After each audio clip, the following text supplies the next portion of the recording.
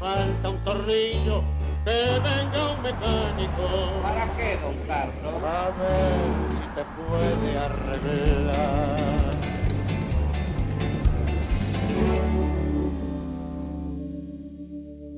Hola, bienvenidos a una edición especial del Tornillo aquí en el canal de la ciudad. Como ustedes saben, el fin de semana pasado todos nos hemos conmocionado por el ataque sin precedentes que sufrió Israel por parte de la organización terrorista Hamas.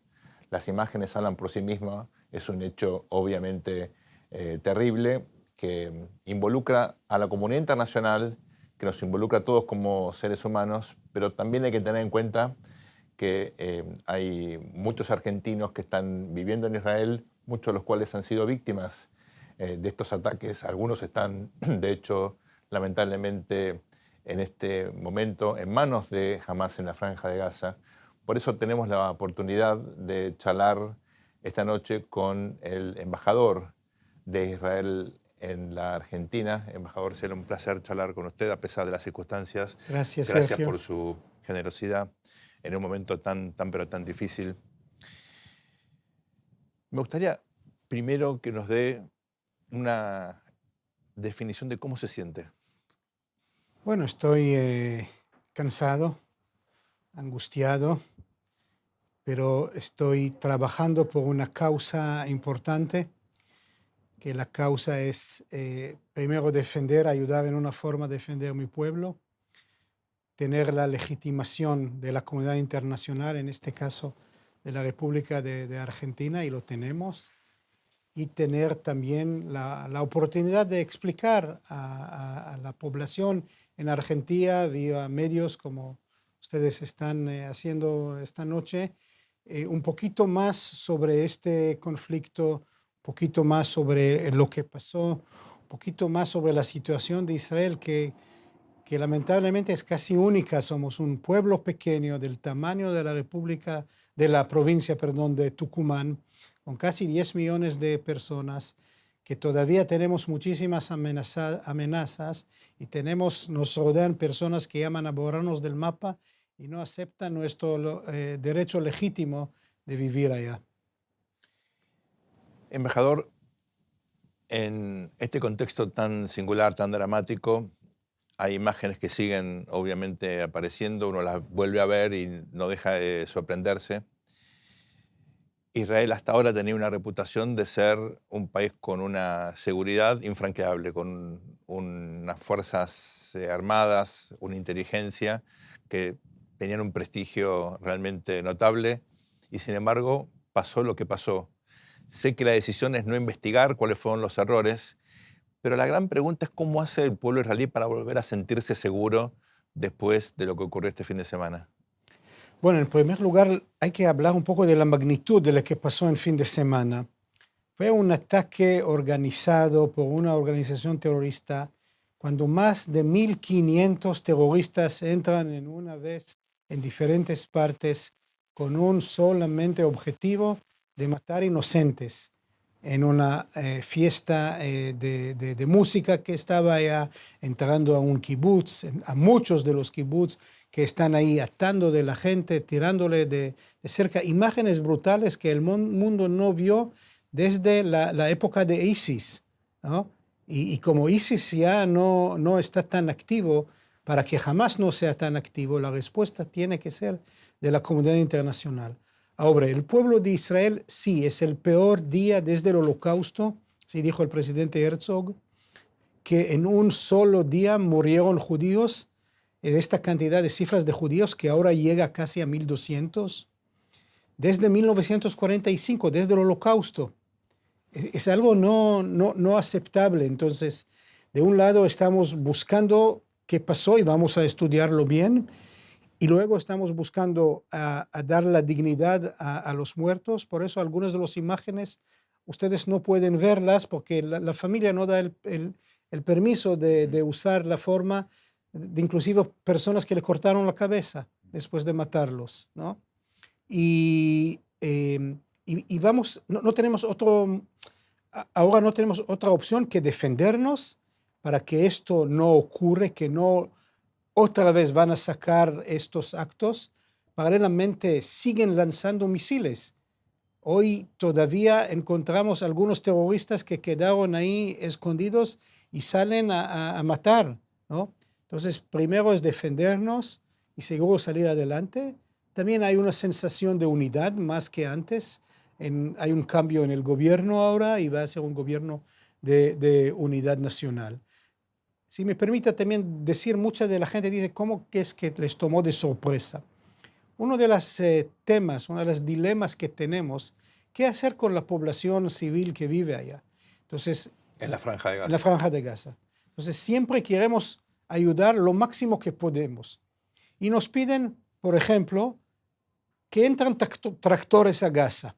Los tractores van a ayudar en la construcción de Gaza. Va a ayudar en cualquier otro objetivo pacífico. ¿Y qué vimos? Que utilizan estos tractores para romper la valla donde los miles, cientos de los terroristas entran. Solo un dilema.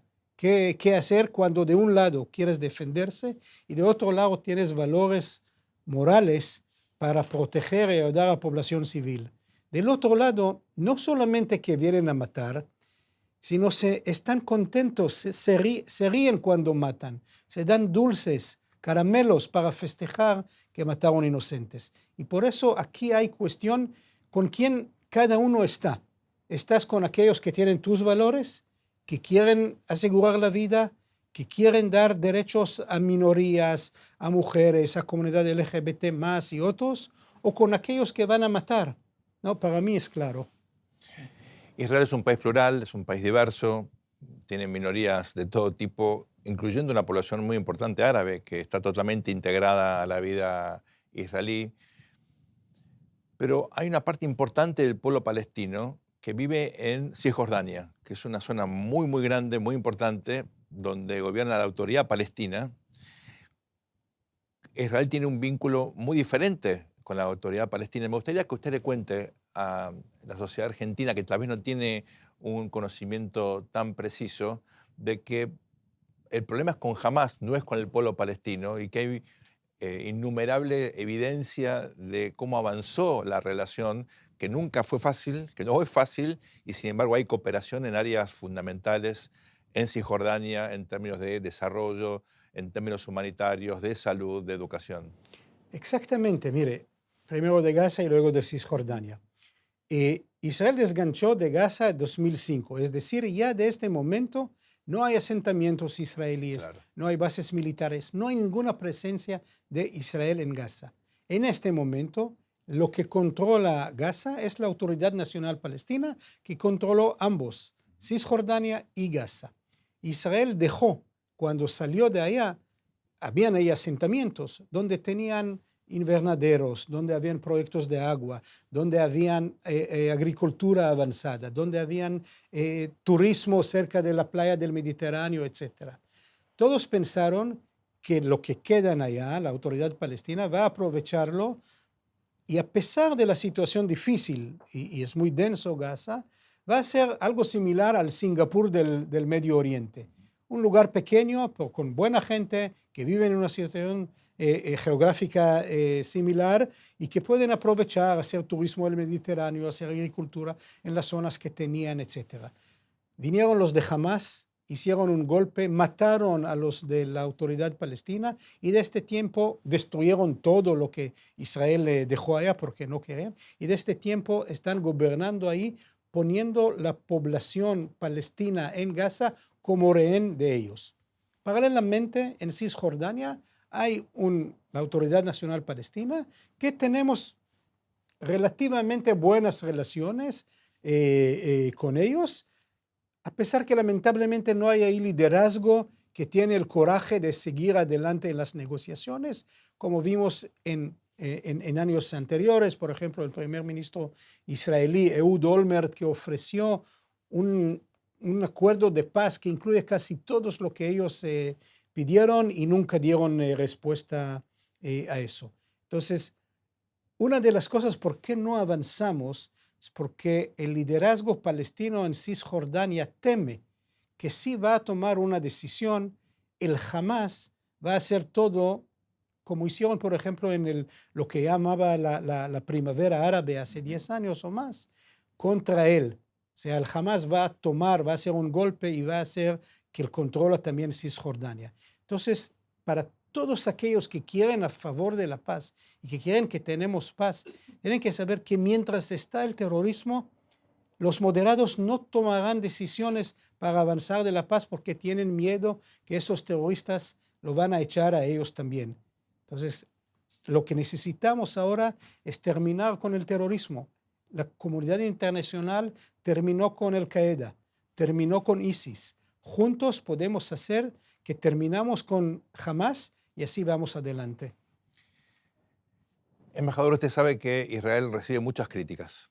Hay mucha gente en la comunidad internacional que es crítica de los asentamientos, que es crítica de las respuestas bélicas contundentes que Israel ha hecho cuando sufre ataques.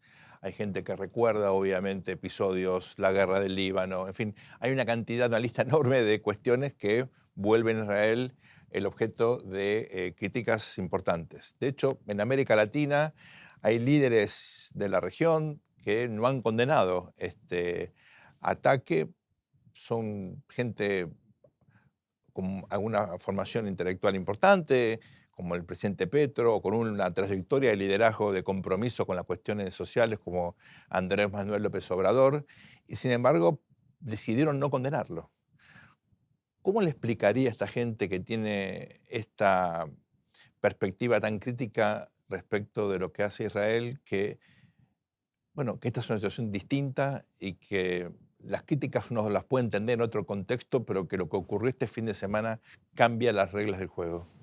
Exactamente. Bueno, yo vengo de un país democrático, entonces acepto cualquier crítica, cualquier opinión. Hay un chiste donde hay 2 judíos, hay 3 opiniones. En Israel hay casi 8 millones de judíos, entonces imagínate cuántas opiniones hay en Israel y todos son bienvenidas y todos tienen de decir lo que piensa. No quiero entrar a la historia, debo mencionar que siempre lo que no aceptaron las soluciones de la paz fue el otro lado. Ni desde 47, cuando Naciones Unidas ofreció hacer un país palestino, la comunidad árabe votó en contra. Desde 1967, cuando terminó, Israel quería negociar, ellos dijeron los famosos 3 nos de una conferencia en Jartum que dijeron no. Felizmente ha cambiado y felizmente ya tenemos paz con Egipto, que por muchos años fue y es todavía el país árabe más importante y el enemigo más fuerte que Israel tenía, ¿no? Igual con Jordania tenemos paz, con Marruecos, con los Emiratos, con Bahrein. Hay ahora negociaciones con algunos otros en el Medio Oriente, inclusive con los palestinos tuvimos altos y bajos. Y se puede en algún clima, en algún momento diferente, con algún liderazgo, pero también con un ambiente general. Y el ambiente general tiene que decir y claramente que lo que pasó este fin de semana es más allá. Nunca tuvimos esta situación, ni yo pienso del otro lado de los palestinos. Había un día que tenían tantos víctimas al día, ¿no? Y por eso es un momento de verlo en tema diferente, en momento diferente. Yo soy embajador solamente para Argentina y lo que quiero decir es que en Argentina recibimos muy buena condena hacia el terrorismo desde la declaración del presidente, de la Cancillería, 4 de los 5 candidatos a ser presidentes, gobernadores, intendentes. El Parlamento esta semana sacó la justicia incluso, ¿no? La justicia, clubes de fútbol, sinagogas, iglesias, gente de la cultura. O sea, está muy claro el mensaje no al terrorismo y la solidaridad con el pueblo de Israel. Hablemos un poco de la política de la región. Inevitablemente uno ve este atentado y Hamas está íntimamente vinculado a Irán, igual que Hezbollah. ¿Hasta qué punto Israel corre el riesgo de sufrir un ataque ya no de estos grupos terroristas, estos proxies de Irán, sino de Irán mismo? ¿Hasta qué punto puede haber una situación donde escale el conflicto y tengamos finalmente una guerra formal entre Israel e Irán. ¿Ese es un riesgo real? Lo que vemos por el momento que los iraníes están haciendo por muchos años el uso de lo que llama el proxy, es decir, una organización terrorista que está cercana ideológicamente a ellos, que además reciben de ellos financiamiento, entrenamiento, armamento, ideología, apoyo ideológico, etc. Está el Hezbollah en Líbano, el Hamas y el Jihad Islámico en Gaza, los Houthis en Yemen, otros en Irak y en Siria. Pero hay que pensar que puede ser en el futuro que Irán misma participa. En este caso yo me imagino, y podemos ver, por ejemplo, lo que dijo claramente el presidente de Estados Unidos ayer y el mensaje de Estados Unidos que ponen esto que los aviones, que lleva aviones en el mar, el buque de portaaviones, que es un mensaje a no escalar esta situación. Pero por el momento es un conflicto desde Hamas, una organización terrorista contra la población civil israelí. Habían algunos episodios desde Líbano, pero esperamos que ni allá se va a hacer una escalación. Hasta hace pocos días había una negociación con Arabia Saudita en el contexto de los esfuerzos realizados que usted mencionó recién, lo que se conoció en su momento como los Acuerdos de Abraham, que cambió el mapa realmente de Medio Oriente, que fue un progreso muy significativo y que uno esperaba que, bueno, Arabia Saudita, que es un actor pero tan relevante, pudiera también formar parte de esto. ¿Ese acuerdo ya quedó totalmente bloqueado o hay posibilidades de revivirlo a pesar de lo que estamos viviendo? Bueno, lo que vimos hace 12 semanas en Estados Unidos fue algo muy positivo. Nosotros no recibimos más información que esto. Los acuerdos de Abraham que hicieron hasta ahora muestran la importancia para ambos lados. Ahora hay algunas aerolíneas que no vuelan a Tel Aviv por sus decisiones. Emiratos y Fly Dubai sigue volando. Israelíes y personas de los Emiratos seguimos relaciones comerciales, culturales, turísticos y más. Tenemos igual muy buenas relaciones con Marruecos. Entonces, puede ser algunos beneficios para ambos si este seguirá. Y además hay que tomar en cuenta la presencia o las amenazas de Irán, que están también contra Arabia Saudita, que por eso también ellos piensan en su situación.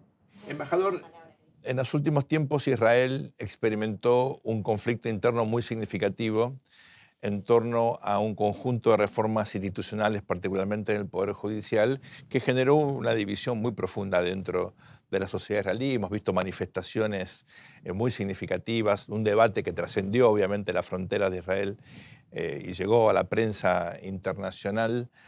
¿Usted cree que de alguna manera este ataque fue pensado para aprovechar una situación de tensión interna o de división interna, de cuestionamiento interno a la lógica de estas reformas, o no tiene nada que ver?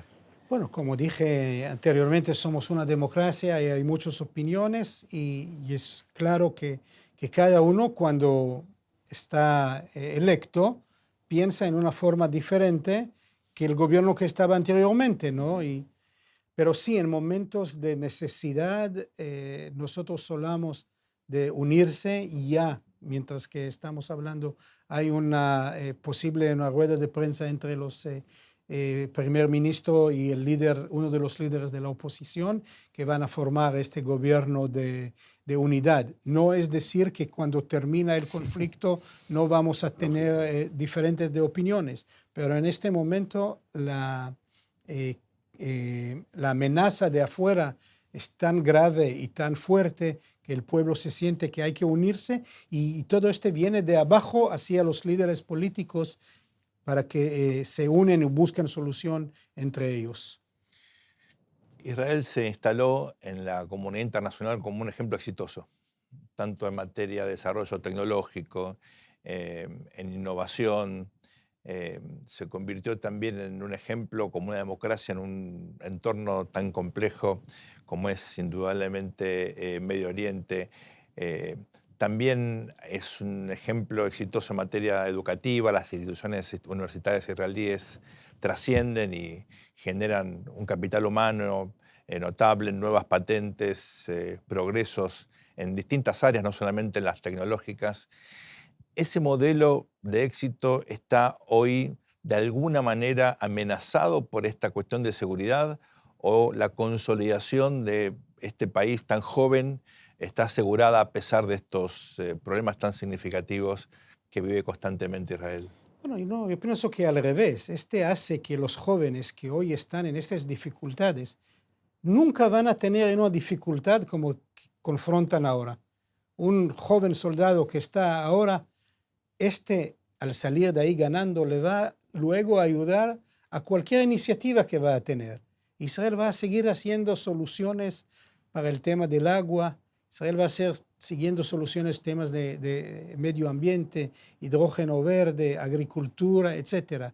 Las personas que vienen a verme, estoy diciendo, saben que tienen mucha tecnología israelíes sobre ustedes mismos. Claro. En su teléfono hay tecnología israelí, en su tarjeta de crédito hay tecnología israelí, en el auto que vas manejando hay tecnología israelí, hasta la ensalada que comes hay tomate de cherry que fue desarrollado en Israel. Entonces Israel está hoy presente y va a seguir siendo presente en todos los diferentes ámbitos. Vamos a aprender todo lo que pasó, vamos a ser mejores, pero al mismo tiempo, como dije anteriormente, tenemos estos valores que no vamos a buscar la solución porque pensamos también en el otro lado y porque también pensamos que a veces hay que tener algún riesgo para que el otro y el vecino, lo mejor que podemos, tendrá una vida digna. Quería justamente tocar ese tema, embajador, porque, bueno, yo soy judío, el judaísmo tiene un componente humanístico muy, muy fuerte, desde siempre. Creo que en este momento en el cual Israel está en guerra, y vamos ahora a ver imágenes muy conmovedoras, los estamos viendo ya. ¿Cómo comunicar esta situación donde uno no pierde los valores que definen al judaísmo como tal y al mismo tiempo uno tiene que hacerle entender a la comunidad internacional que la guerra es imprescindible? Bueno, yo pienso, y si puede compararlo con cualquier otro conflicto, lo que tenían los americanos y los británicos en diferentes partes del mundo, otros conflictos en la historia. No tengo conocimiento de los pocos conflictos que estuvieron en América Latina, pero las formas que Israel hace, cada decisión, hay un asesor legal que lo toma, puedes hacer y no puedes hacer. En Gaza, por ejemplo, no hay ningún lugar del mundo que no hay bases militares en zonas separadas. Todo lo que es militar en Gaza está metido no solamente adentro de la población civil, en edificios donde viven, en un piso hay depósito de misiles y arriba y abajo vienen familia y en el sótano están los líderes de la organización terrorista. Utilizan hospitales, utilizan mezquitas, utilizan escuelas, cualquier cosa. Saben que no nos atacamos. Claro. En las mapas de cualquier piloto en Israel aparecen lugares que en ninguna forma él ataca. El sistema tiene los, ¿cómo se llama? El GPS, de las coordenadas de un lugar donde no puedes atacar porque es una mezquita. No importa qué pasa desde allá. Está ya metido en el sistema.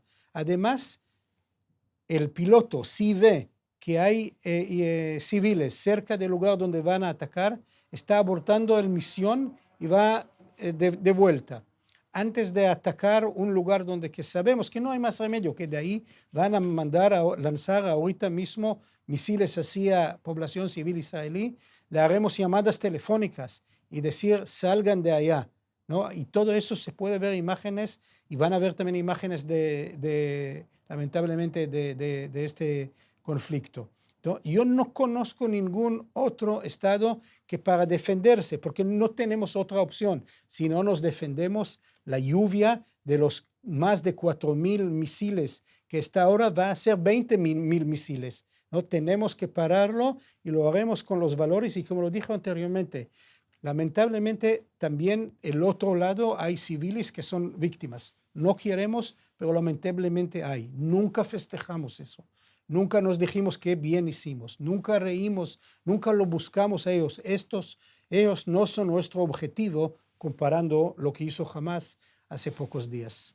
Hay una organización de derechos humanos muy prestigiosa en el mundo, Human Rights Watch, que está criticando a Israel ahora porque se han cortado suministros de servicios esenciales, energía, agua, en la franja de Gaza. ¿Cree que eso es una crítica justa, embajador? No conozco lo que está ahora. Muchas de las críticas son temas políticos. Hay votación y hay solamente un Estado judío. Paralelamente hay 54 estados o países árabes y votan en cualquier organización internacional. Pero a la vez tomamos seriamente cualquier mensaje que recibimos de la comunidad internacional.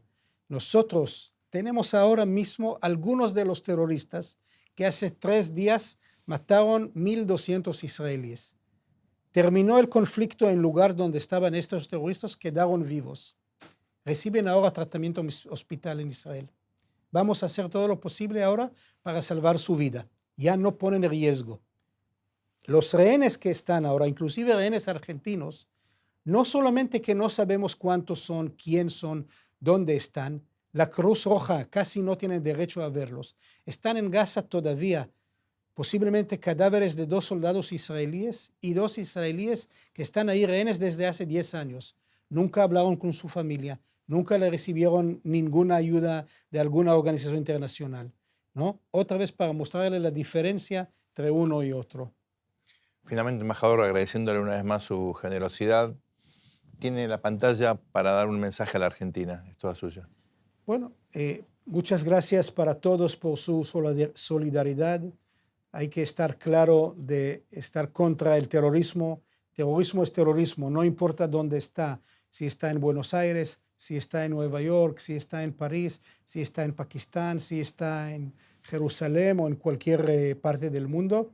Nosotros vamos a seguir trabajando para mejorar las buenas relaciones entre nuestros ambos países. Cuando termina todo esto, intentaremos de avanzar proyectos, o paralelamente vamos a avanzar proyectos de ciencia, de cooperación, de agua. Muchas gracias.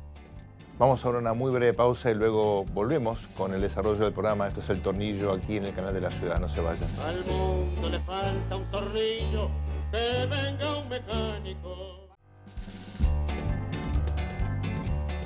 Luisito, vamos a entrevistar a Carlos Weissman, que es sociólogo, estudió aquí en la Argentina y luego hizo su doctorado en la Universidad de Harvard. Bueno, fue profesor de cuánta universidad buena te puedas imaginar, Yale, Stanford. Su base ha sido la Universidad de San Diego, UCLA, ¿no es cierto? Universidad de California, San Diego, donde fuiste director del Departamento de Sociología, ¿no? Y hoy son miembro emérito del Departamento de Sociología. Define su especialidad como sociología política comparada con un enfoque histórico.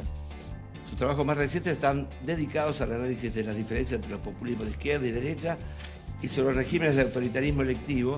Tiene un libro fantástico que es el libro en el que se basa la primera unidad de mi materia política argentina. ¿Cuál es? Que acá se tradujo Inversión del Desarrollo. Reversión del Desarrollo. Y que es un libro que debería ser de lectura obligatoria para todo el mundo porque tiene unas claves de interpretación sensacionales. ¿Cómo estás, Carlos? Un gusto tenerte aquí. Aquí andamos, muchas gracias por invitarme. No, al contrario. Okay. Este programa se llama El Tornillo, es un programa que reivindica la política, reivindica... magnífico. Necesita ser reivindicada. Las instituciones, no es fácil reivindicar la política.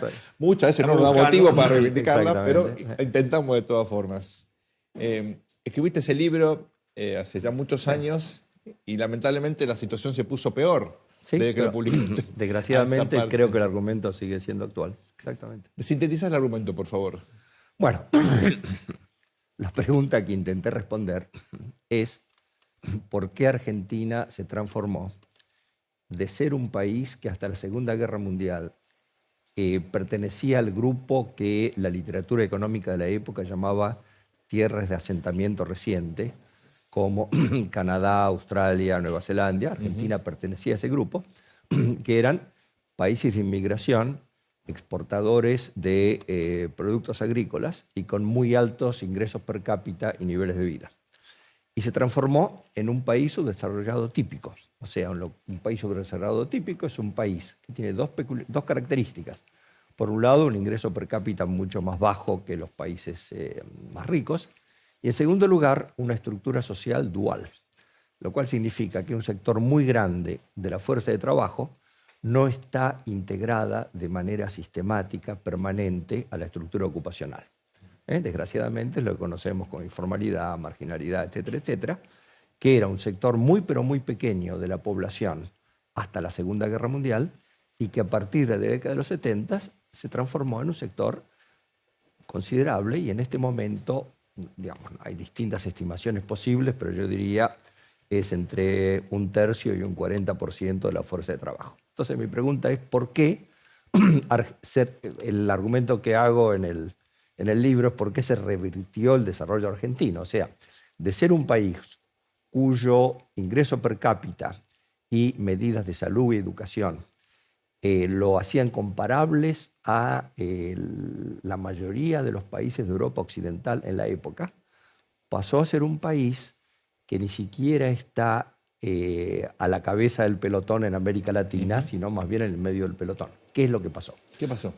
Y mi hipótesis, digamos, yo discuto distintas hipótesis posibles, es que lo que estamos viendo, o sea, el subdesarrollo de la Argentina, la dualización de la sociedad argentina, es la consecuencia de largo plazo de la institucionalización de la sustitución de importaciones tal como se practicó en la Argentina. Y yo siempre que cuento esto, me apresuro a aclarar que yo no estoy contra el proteccionismo industrial, no estoy contra la sustitución de importaciones en general, sino tal como se practicó en la Argentina a partir de la Segunda Guerra Mundial, que fue una promoción de la industria, aislándola, digamos, protegiendo el mercado interno, generando un mercado cautivo para los productores industriales argentinos, y fue una sustitución de importaciones con tres características negativas. Primero, fue bastante indiscriminada, o sea, no fue selectiva. En segundo lugar, fue ilimitada en el tiempo. No le decían a las empresas, protejo la industria textil por 20 años. No fue de incubadora. Y, claro, y en 20 años, si no competís con el mundo, te levanto la protección. Y en tercer lugar, que no fue contingente, o sea, fue incondicional. O sea, protección contingente significa te cierro el mercado de las importaciones que compiten con tu producción siempre que desarrolles capacidad de exportación, por ejemplo. Claro. Muy bien. La consecuencia de largo plazo de esta política, que se notó recién a partir de los 70, es la institucionalización, y quiero explicar qué significa este término técnico. O sea, se generaron en la sociedad grupos poderosos de capitalistas, de trabajadores, de clases medias, cuyos intereses básicos están comprometidos con la mantención de lo que son instituciones económicas disfuncionales. Disfuncionales porque generan en el largo plazo pobreza. O sea, las consecuencias de este tipo de sustitución de importaciones fueron, perdonen por este otro término técnico, curvilineares. En el corto plazo se expandió el empleo, la producción, etc. Cuando se llegó al límite del tamaño del mercado argentino, como la mayoría de estas industrias no podían exportar o solo podían exportar sobre la base de convenios bilaterales como los de la industria automovilística con Brasil, etcétera, etcétera, mientras al mismo tiempo seguía creciendo la población y el tamaño de la fuerza de trabajo, poco a poco llegamos a esta situación de estancamiento secular. Digamos, si uno mira el desarrollo argentino de las últimas décadas, es de una bajísima tasa de crecimiento económico en el largo plazo y una incapacidad cada vez mayor de absorber los nuevos entrantes en la fuerza de trabajo, claro. Y así se generó la sociedad dual. Ahora, desgraciadamente, esto determina lo que en ciencia social llamamos un problema de acción colectiva, en el sentido de que una apertura, imaginemos, una apertura radical de la economía argentina, que es una de las más cerradas del mundo, dentro de su nivel de desarrollo.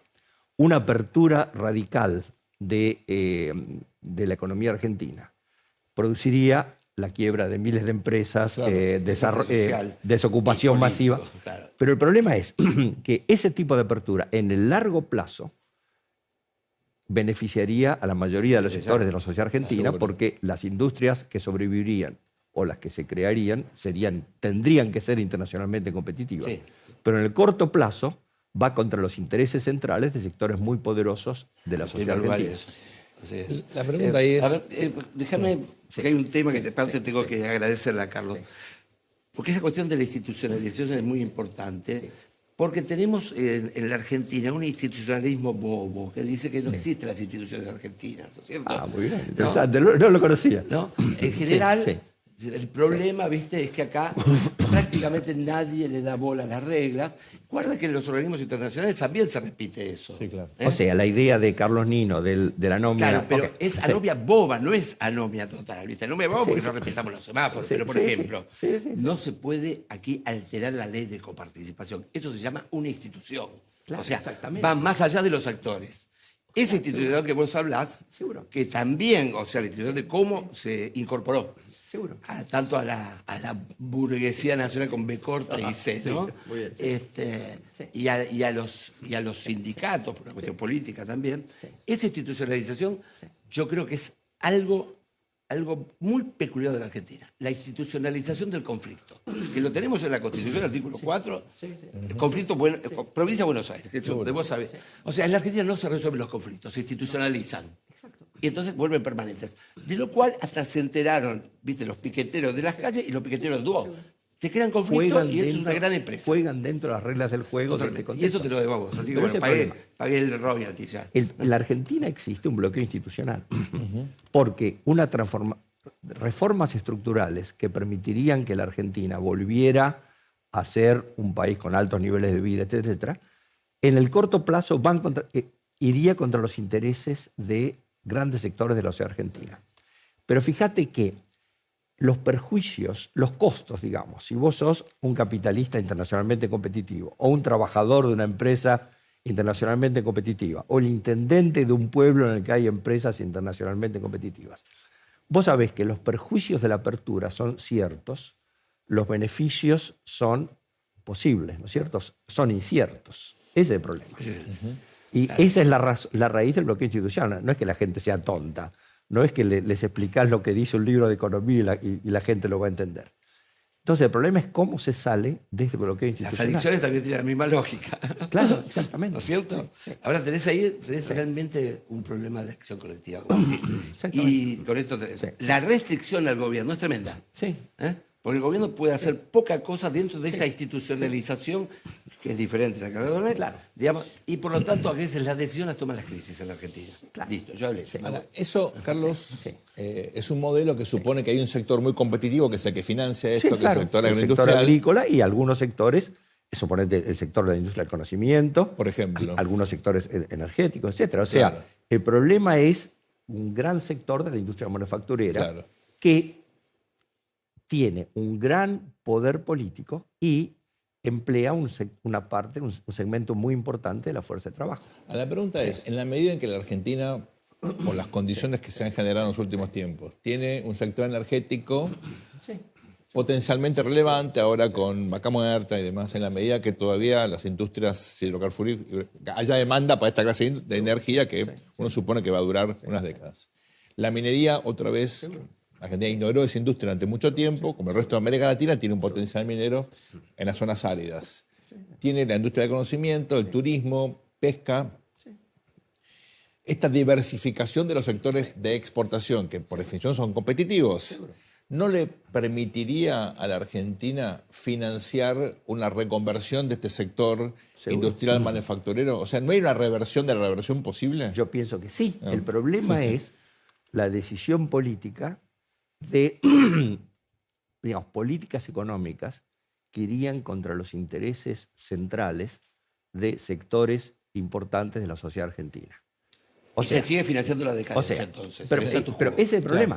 ¿no? El status quo gana por los costos políticos de las reformas estructurales. Porque lo que estamos hablando, digamos, es necesario, además de abrir la economía, otras reformas estructurales, como ser el sistema de relaciones laborales que genera desempleo, el sistema previsional que solo produce jubilaciones simbólicas. O sea, y lo más importante, creo yo, para atraer inversiones tanto argentinas como extranjeras, mejorar la seguridad jurídica, digamos, el imperio de la ley. Desde ya. Ahora, fíjate, yo como científico social te digo,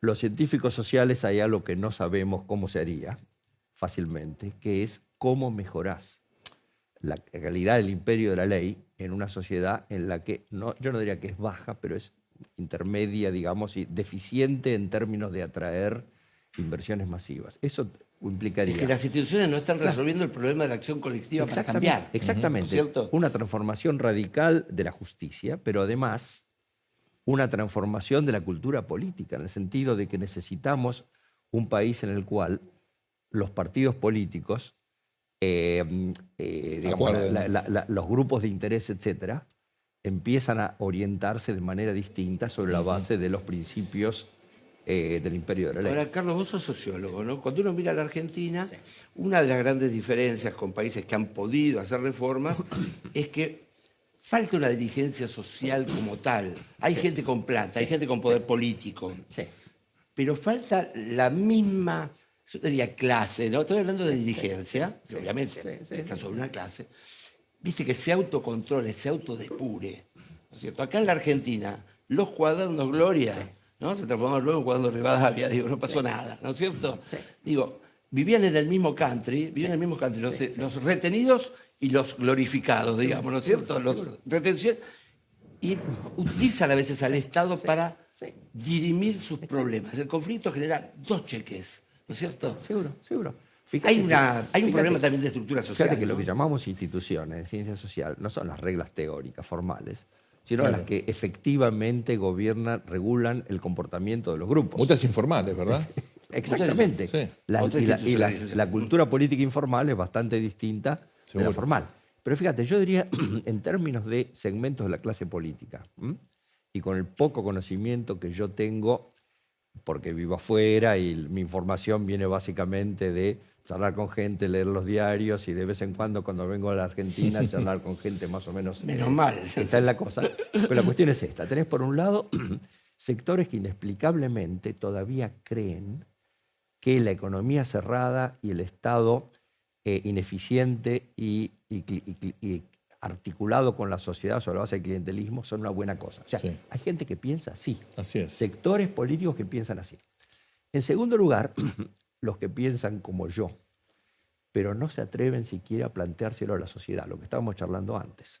O sea, lo que yo le critico al gobierno de Macri es que la gente que lo rodeaba, o sobre la base de conversaciones que tuve con una gente, entendían lo que habría que hacer, pero no solamente no intentaron hacerlo, sino que ni siquiera se lo plantearon a la sociedad como un horizonte de reformas estructurales que transformarían la Argentina. O sea, hablaban de superar la grieta y luchar contra el narcotráfico, ¿no es cierto? Como horizontes. Y después tenés un tercer sector que sí sabe lo que habría que hacer, pero no lo veo con capacidad como para hacerlo. O sea, a mí las propuestas de Milei me parecen extraordinariamente peligrosas en el sentido de que estamos hablando de, digamos, algunas de sus propuestas yo las apoyo, como la apertura unilateral de la economía. Otras me parecen inviables, como la dolarización sobre la base de la propuesta de Emilio Campo, que es técnicamente factible, pero políticamente bastante difícil. No me puedo imaginar que el Congreso argentino apoyaría esas propuestas. Y otras son absurdas, como... Vouchers, exacto. El voucher, no hay, que yo sepa, no hay ningún país del mundo, salvo Chile, bajo la dictadura de Pinochet, que estableció el sistema de vouchers a nivel nacional. Lo que sí existe en Estados Unidos y creo que Suecia es algo muy parecido, son las charter schools, Así es. pero no el sistema de vouchers. Pero de todas maneras, el problema de Milei es que no tiene un partido político, sino un rejunte de gente con distintas trayectorias de origen y cuya inserción en el partido de Milei probablemente sea más pragmática que programática. No tiene apoyo en ningún sector organizado de la sociedad argentina, que yo sepa, ni empresarios, ni sindicalistas, digamos, hay tipos sueltos, claro, pero nada más. Es un fenómeno virtual. Y en términos de apoyo político por otros partidos o coaliciones, tampoco veo muy fácil que sean lo suficientemente grandes como para tener mayoría parlamentaria para implementar las cosas que propone. De modo que lo que yo veo es una situación políticamente muy difícil, porque o bien se adapta a la relación de fuerzas, con lo cual se evapora su apoyo, porque no he doesn't deliver, diríamos en inglés, o bien intenta avanzar con la motosierra, o sea, DNU, plebiscito, etc., y todo termina en un gran despelote. ¿Sabés? Muy bien, cuando no tenés partidos y no tenés un liderazgo político, ¿no es cierto? Cuando no tenés organizaciones, lo que impera aquí es la billetera. Ya le pasó a Mauricio Macri, claro, ¿no es cierto? Si vos querés comprar gobernabilidad, claro, al no tener nada, cuesta mucha plata, ¿no? va a estar en contra de su idea de romper con el déficit fiscal. Va a necesitar mucha maquinita. Perón lo hizo en el 46, porque tenía un país riquísimo con recursos que le permitieron formar un gran partido, un gran movimiento político. Claro. Exactamente.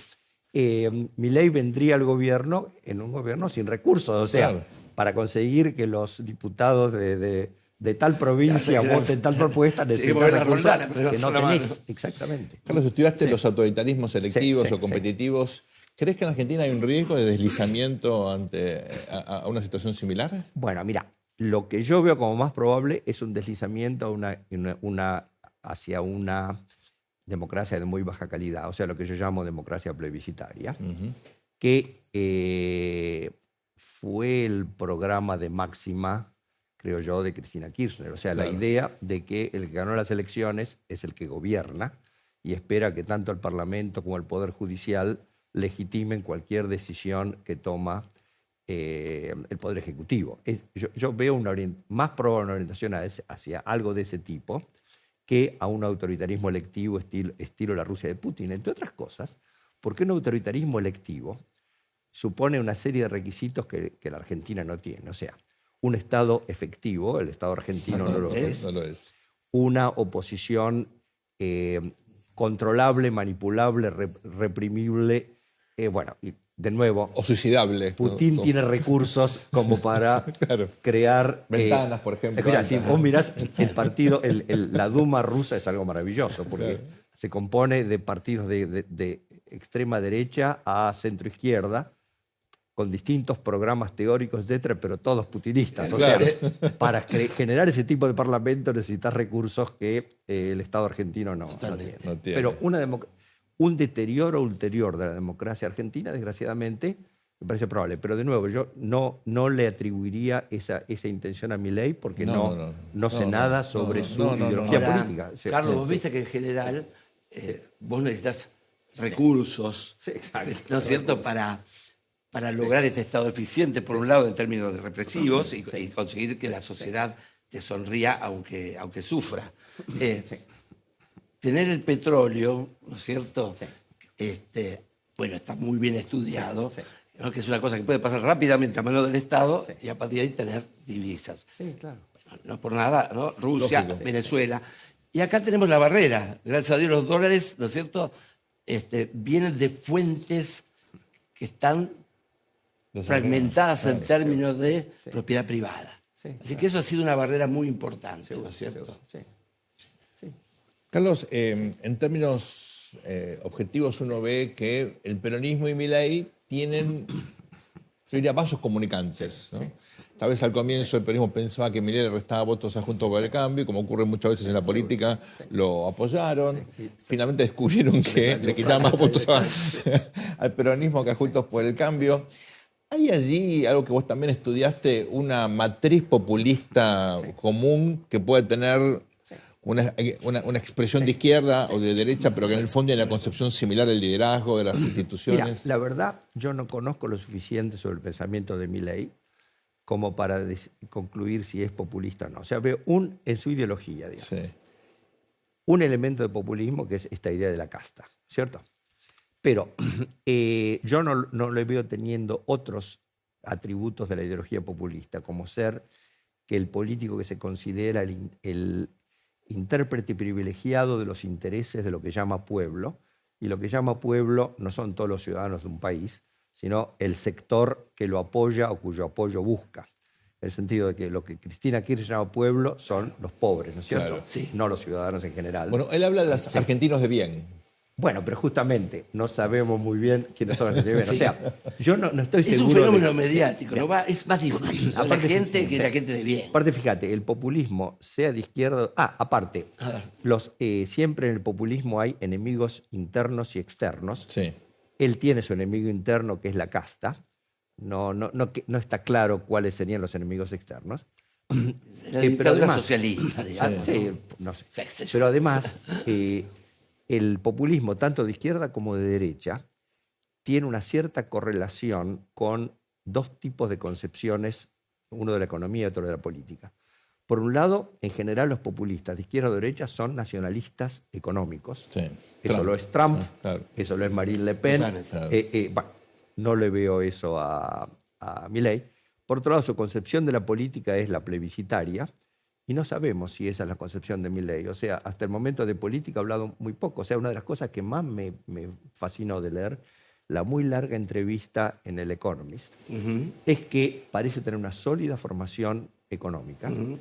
pero no habla de política o no parece entender los obstáculos políticos para la implementación de sus propuestas. Claro. Así es. O no quiere hacerlos evidentes.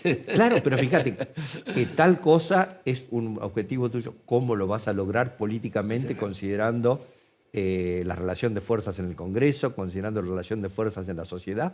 Porque la gente apoya muchas de tus propuestas sin entenderlas, ¿entendés?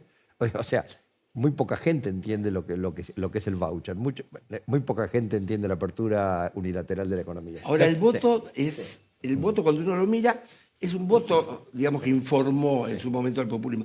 Porque uno lo mira y es el típico voto de los sectores bajos conservadores, digamos. ¿No? El rapto a los conservadores, ¿no es cierto?, de esa base, como también el rapto de los sindicatos, ¿no? Esta coalición dual del peronismo. La coalición del sindicato se transformó en coalición de sindicalistas. Y esto, viste que se decía que se había vuelto un partido asistencialista. Pero cuando se vuelve un partido asistencialista, uno se saca la camiseta y mira el cheque. ¿No es cierto? absolutamente. Entonces, me parece que estamos en un fenómeno del mejor postor. Sin tener cheque. Por lo menos Sí. en términos de imaginación. Y hablando de reducir drásticamente el gasto, no parece Es así. para Sí, reducirlo, sí. pero no para mí. Los votó Tierra del Fuego, ¿no? Una cosa maravillosa. Cosa que parece impresionante. Impresionante. O sea, es obvio que la gente no entendía sus propuestas, es clarísimo. Sí, aparte, viste, hay una especie de orgullo. Dice, si le sacan el subsidio a todos, a mí me va a ir bien, porque yo me merezco. Claro. ¿No? Hay una cosa muy Sí, argentina. pero ahí, fíjate, Carlos. él canaliza el descontento, Así es. como lo podía haber canalizado Miriam Bregman si hubiera sido más carismática. O sea, Claro. él canalizó el descontento en esta situación en sí. que hay mucha Es bronca. una especie de Brexit y chicholina. Exacto. Ahora, ¿qué va a pasar con ese apoyo si llega al gobierno y no implementa sus propuestas? O sea, la gente, mucha gente, me imagino, entiende la dolarización como la vuelta al 1 a 1. Así es. O sea, si yo gano 200.000 pesos por mes, voy a ganar 200.000 dólares por mes. Bueno, cuando pasan los meses y no hay dolarización, y sigue la inflación, porque con el plan platita de Massa, la altísima inflación va a seguir después de las elecciones. Claro, seguro. ¿Qué va a pasar con el apoyo a Milei? No lo sé. Carlos, nos quedamos sin programa, lamentable. Ok. Cuando uno entrevista a gente inteligente te pasa esto, nos quedamos con un montón de preguntas, pero por lo menos me gustaría hacerte una... Haciendo sociología comparada, vos estás viendo en América Latina un deterioro en la calidad del liderazgo, un deterioro en la calidad de la democracia. Lo veo en el mundo, desgraciadamente. Lo ves en el mundo, no solamente en América Latina. O sea, para mí, viviendo en Estados Unidos, que Donald Trump vaya a ser sin ninguna duda el candidato republicano a las próximas elecciones y viendo que si hubiera elecciones hoy en Francia, Es muy probable que el Rassemblement Nacional de Marine Le Pen las gane.